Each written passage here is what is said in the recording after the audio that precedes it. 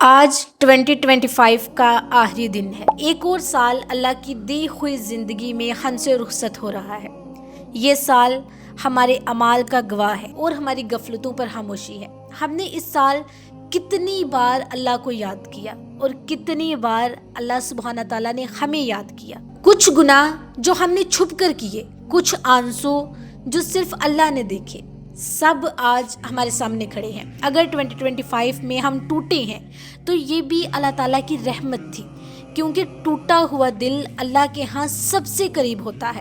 آج کا دن احتساب کا دن ہے، اپنی زندگی کے محاسبے کا دن ہے، نہ کہ صرف کیلنڈر بدلنے کا۔ جو سجدے رہ گئے، جو توبہ رہ گئی، جو قرآن بند رہا، سب ہمیں خاموشی سے پکار رہے ہیں، مگر الحمدللہ اللہ نے ہمیں ایک اور دن دیا، ایک اور موقع دیا۔ 2025 تو نے ہمیں اللہ کی طرف لوٹنے کی ریمائنڈر کرا دی۔